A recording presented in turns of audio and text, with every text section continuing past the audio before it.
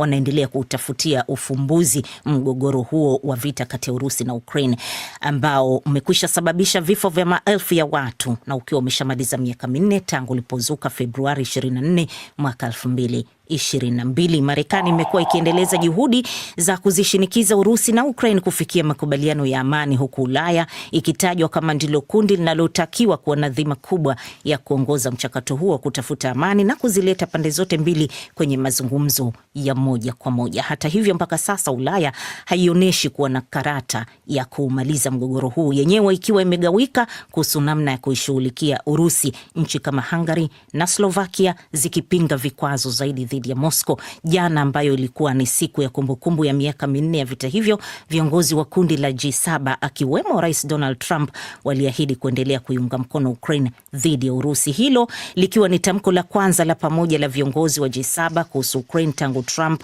kurejea madarakani mwaka uliopita. Na Trump aliahidi kuvimaliza vita hivyo ndani ya muda mfupi baada ya kuingia madarakani. Hivi sasa anaonesha kuishiwa mbinu.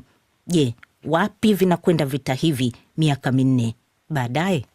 Na vimeubadilisha vipi ulimwengu? Tunajadili hayo msikilizaji na mengine, nikiwa nimewaalika kutoka Berlin Dr. Harrison Mwilima.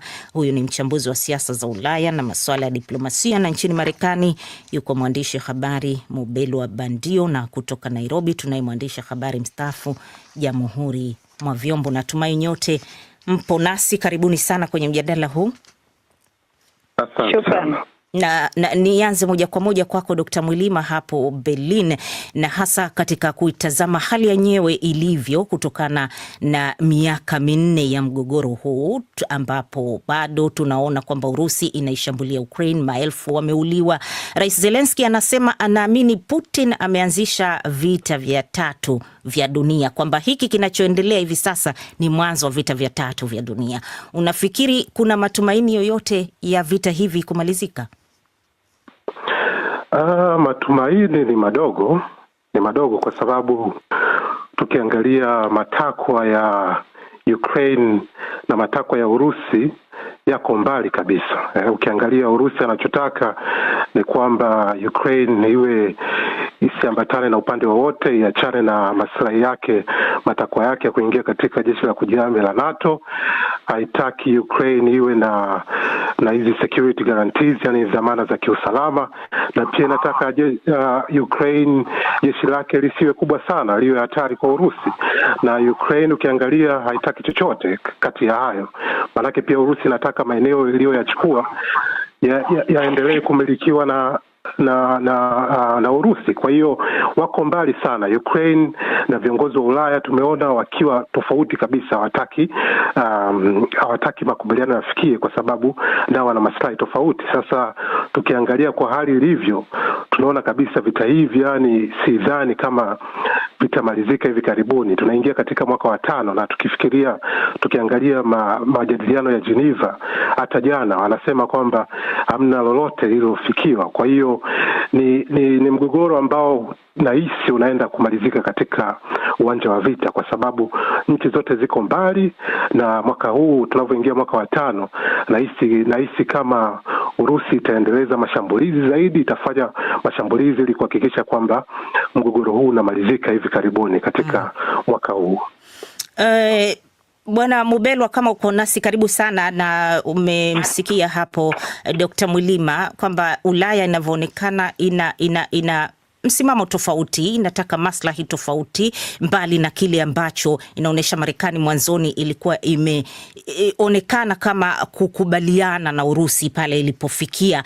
Lakini Rais Trump ameitia kishindo vile kikubwa sana. Ukraine imeonekana wazi kufikia makubaliano na Urusi, japokuwa Ulaya ilikuwa inaona haitakiwi Ukraine kuingia tu katika makubaliano ambayo wanayahisi sio ya haki. Tutakumbuka namna Trump alivyomshambulia hadharani ikulu ya White House Rais Zelensky wa Ukraine, lakini mpaka sasa hakuna kilichobadilika. Zelensky hana nia ya kusalimu amri kama alivyosema Dr. Mwilima. Moscow kadhalika. Ndio bado Trump anaamini anao ushawishi wa kuvimaliza vita hivi? Mimi naamini hivyo. Nafikiri Trump ukizungumzia anachokiamini Trump, siamini kama kinawalisia katika baadhi ya mambo. Bado anaamini kwamba yeye ni mtu ambaye ndiye mtu ambaye ana busara zaidi na akili zaidi, na yeye pekee anaweza kutatua sio tu tatizo la vita vya Ukraine, lakini vita vingi tu, hasa katika taarifa yake aliyotoa jana kuhusu hali ya muungano ama hali ya nchi. Amezungumza vitu vingi ambavyo kama ukitaka kufuata nini anaamini, ni mbali sana kutoka katika uhalisia. Uhalisia ndio alizungumzia Dr. Malima kwamba vitu ambavyo vinatakiwa ili kusimamisha vita hivi, sio vita hivi tu, hata vita vya Gaza ni vitu ambavyo vinaweka mbali sana, kwa sababu ili Russia anasema aweze kuondoka pale, anataka akabidhiwe baadhi ya maeneo. Kuna baadhi ya vitu mnaweza mkanegotiate, sio lazima Ukraine ajiunge na Umoja wa Ulaya kama itaweza kupata faida zile katika sehemu nyingine, hiyo unaweza. Lakini unapomtaka Rais Zelensky aende kakae na kukubali kwamba sehemu ya nchi yake iweze kutolewa na nchi ambayo imeingia kimabavu na umeweza kupigania, na wanajeshi wako kwa makumi elfu, kwa mamia elfu wamekufa katika kupigania hiyo, na sasa useme okay, basi chukua, utarudi wapi? Kwa sababu katiba haimruhusu kufanya hivyo, jambo la kwanza. Lakini jambo la pili ni kwamba ukirudi hapo then utaeleza nini wananchi? Kama ulijua kwamba utawapa ardhi hii hao watu, kwa nini ulisababisha vifo vya hao watu wote wamekufa, alafu bado tunaishia pale pale katika ombi ambalo wao walitaka mwanzo? Kwa hiyo Zelensky hana mamlaka kufanya hivyo, na amemwambia Rais Donald Trump alipokuwa hapa, amezungumza katika vikao kwamba kuna vitu alivyoviita ni no starter, hatutoi ardhi yetu kwa nchi yoyote ile. Lakini kuna jambo nyingine kwamba miaka 4 imedhihirisha kwamba walivyokuwa wakifikiria vita wakati inaanza, nakumbuka tulikuwa tumetoa siku 7 tu, watu wakisema kwamba kwa msururu huo vifaru jinsi ilivyoenda, kama Ukraine watasurvive siku 7 itakuwa ni ajabu.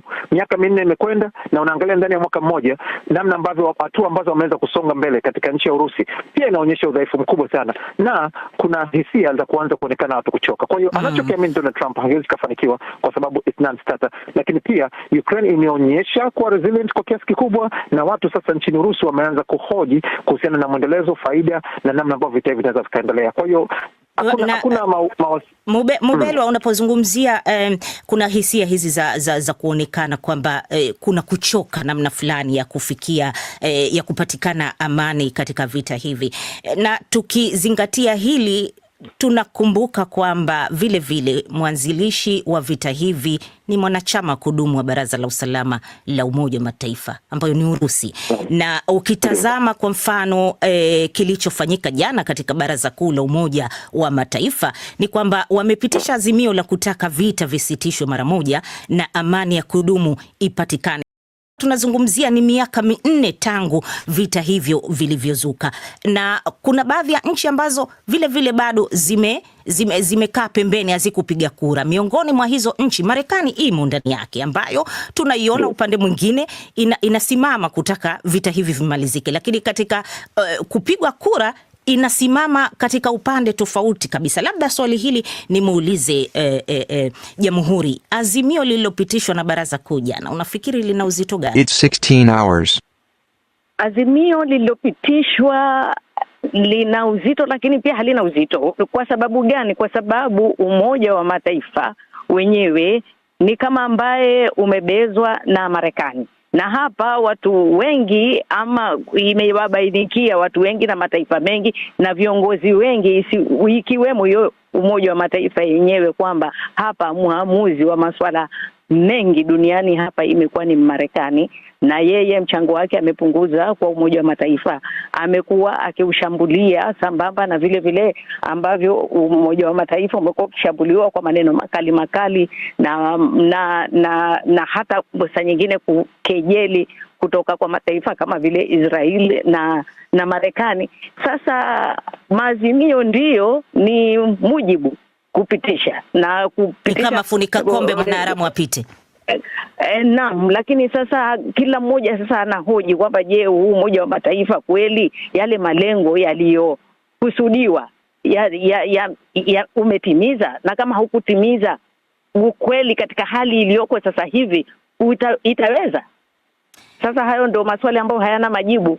Na Urusi vile vile imekuwa ndio nchi inayokabiliwa na vikwazo vingi duniani, na takriban vikwazo nasema 3,000 vimeshafikia. Dr. Mwilima, vikwazo vya nchi za magharibi vimeleta taathira yoyote kwa Urusi, au pengine vimetimiza malengo ya mataifa ya magharibi? Sidhani kwa sababu vikwazo hivi tumeona, ukiangalia vizuri ni vimeumiza zaidi nchi za magharibi. Ukiangalia kwa mfano kama hapa Ulaya walikuwa wanapata nishati ya bei rahisi sana kutoka Urusi, na kutokana na vikwazo hivi sasa hivi wananunua nishati ambayo ni bei ghali kutoka Marekani, au wakitaka kuchukua mafuta ya Urusi wananunua kupitia wakala, kwa mfano nchi kama India. Kwa hiyo tunaona kabisa hata uchumi, tulisikiza hapo ripoti, inaonekana kabisa uchumi wa Ulaya umedolola, na moja ya sababu ya uchumi wa Ulaya kudolola ni kwamba bei ya nishati imepanda, na makampuni na viwanda vingi vinashindwa kuproduce kutengeneza bidhaa zaidi kutokana na kwamba bei za nishati zimekuwa juu. Kwa hiyo zinafanya bidhaa zao zimekuwa bei ghali. Kwa hiyo vikwazo hivi na tatizo jingine ni kwamba tumeona kabisa vikwazo hivi ni kama vimepelekea kupungua kwa nguvu za nchi za magharibi, kwa sababu hizi nchi za magharibi tukiangalia kwa mfano kama Marekani na nchi za Ulaya na baadhi ya nchi kama Australia, Canada, ni nchi ambazo idadi ya watu ni kama 12% tu, 12% mpaka 15%. Kwa hiyo ina maana kuna dunia nzima ina idadi ya watu, yani 85% ya dunia ya nchi nyingine duniani hazipo katika nchi za magharibi. Kwa hiyo hata kama wamemwekea Urusi vikwazo, Urusi anaendelea kufanya biashara na hizi nchi nyingine. Tunaongelea 85% ya idadi ya watu. Kwa hiyo na hii pia imefanya kumsogeza Urusi zaidi karibu na China, kitu ambacho Marekani alikuwa hataki, na ndio maana tunaona kabisa Trump anahangaika kutatua mgogoro huu. Lakini tukizungumzia juhudi za Rais Trump kuhangaikia mzozo huu kumaliza, Bandio, nataka nije kwako hapa. Kuna wanaosema, na hasa kwa kuzingatia hotuba yake kwa mfano aliyoitoa jana, kuna wanaosema kwamba Rais Trump anaonekana ameshawabwagia Ulaya mzozo huu, kwamba wahangaike nao, na mtizamo huo unatokana hasa na namna anavyoonyesha kushughulikia zaidi hivi sasa suala la Iran kuliko suala la Ukraine, na wako wanaoamini kwamba muda wowote anaweza kuanzisha mashambulio na Iran na watu wakasahau kuhusiana na Ukraine. Je, hivyo ndivyo inavyotazamwa Marekani? Trump anatazamwa kama mtu ambaye katika rekodi yake yeye akiita watu mkazungumza chochote kinachopangwa, yeye anakiita kwamba ni makubaliano. Na nitakwambia tu, anaamini kwamba amemaliza vita vya Kongo, anaamini kwamba vita vya Gaza sana sasa hivi viko katika kiwango kidogo zaidi, anaamini kwamba kinachoendelea huko Ukraine anasema tutamaliza hata katika hotuba yake, na bado anaamini kwamba ameshasolve zaidi ya vita 10 ambavyo bado hivi tunavyozungumza vinapigana na wakati mwingine vinaongezeka. Tafsiri yake ya suluhisho la tatizo nafikiri ni kukaa katika meza moja na kuweza kuzungumza hata kama kila ambacho kiliokutanisha hakijakamilika. Na tuliweza kuzungumza hata kipindi cha nyuma kwamba hata ule mgogoro ambao anazungumzia sasa hivi, anapozungumzia kuhusu mgogoro wa Sudan, hata wenyewe wanaopigana wa Sudan hawajahusishwa, wanataka wakae wawaambie nini tunataka na nini kiendelee. Kwa hiyo watu wanachambua alichosema Dr. Mulima ni kikubwa zaidi, kwamba tuna vita vya aina mbili. Kuna vita vinavyoendelea pale, alafu kuna vita vya kiuchumi ambavyo havijawahi kuwa na mshindi. Unapowekea watu vikwazo, unapowekea mambo kama, hakuna ambaye ananufaika, kwa sababu pande zote, ndio wale ambao walikuwa vikwazo na wale ambao walikuwa wanapokea kutoka katika nchi iliyoko vikwazo. Mimi niko katika uzalishaji wa vipuri vya ndege hapa nchini Marekani, na tumepata shida sana kwa sababu ya vyuma ambavyo vilikuwa vikipatikana kama malighafi kutoka Russia vilipowekwa vikwazo. Anayehangaika sasa hivi ni mzalishaji wa ndege wa nchini Marekani, lakini hilo halisemwi. Kwa hiyo tunaona kabisa kwamba mtazamo wake Donald Trump ni kwamba akikaa akazungumza ikaonekana amepiga mkaka sahihi, anahesabu vita vimekwisha, lakini sio uhalisia katika ground, sio uhalisia katika nchi husika. Mwavyombo, vita hivi vya Ukraine na Urusi viko mbali sana na bara la Afrika, lakini unaweza kuona kwamba ni moja ya migogoro ya kimataifa unaofuatiliwa sana kwenye bara hilo, na kama walivyozungumzia Dr. Mwilima na Bwana Bandio, kuna athari za kiuchumi ambazo zimeonekana na ambazo zimekuwa zikiwatia mashaka walimwengu kwa hivi sasa. Wa Afrika, mgogoro huu umebadilisha nini kwa ujumla? Mgogoro huu kwanza ulipoanza ndio ilibainikia Afrika jinsi wana utegemezi wa vitu muhimu na vya kimsingi kutoka nje. Sana sana utakumbuka wakati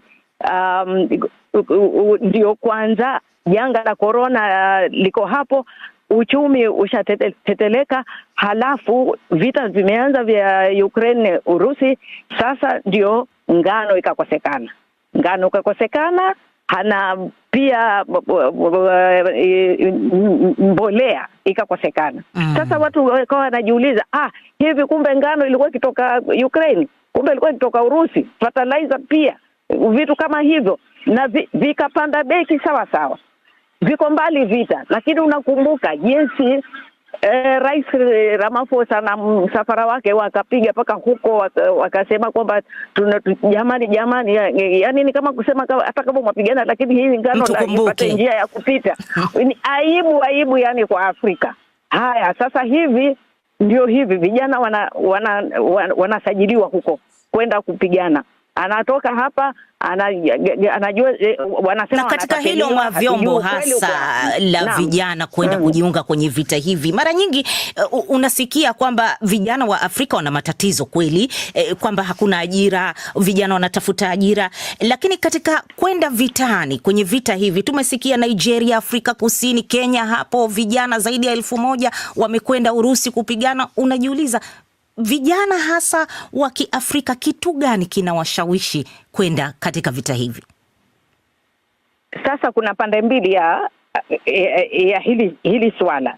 Kuna wale ambao wanasemekana walikwenda wakijua hasa wanakwenda vitani, na kuna wale wanasema walitapeliwa, wakaambiwa wanakwenda kupata kazi ambazo pengine ni za sio za moja kwa moja kupigana, lakini pengine katika ile tunaita huduma tu ya kwa wanajeshi au vipi. Wengine hata wanasema hatukuelewa kwamba tunakwenda nchi hiyo. Sasa humjui mwenye kauli ya kisawasawa nani, lakini yote hayo yanatokana na jinsi mataifa ya Afrika ambavyo yameshindwa kudhibiti hali za kiuchumi za mataifa yao, mpaka inapelekea pia hawajui raia wao wanakwenda wapi kufanya nini wala nini. Utakumbuka asante Jamhuri, muda wetu umekwisha.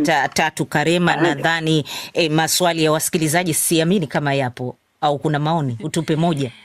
Moja tu anasema kwamba njia ni wakae meza moja wayazungumze, hakuna mtu wa nje atakuja kuwasaidia. Asante msikilizaji, mjadala wetu ndo utafikia mwisho hapo, muda wetu hauturuhusu, lakini tumejadili yote hayo miaka 4 baada ya kuanza vita vya Ukraine, pamoja na Dr. Harrison Mwilima, ni mchambuzi wa siasa za Ulaya na masuala ya diplomasia, lakini Marekani alikuweko mwandishi wa habari Mubelwa Bandio, na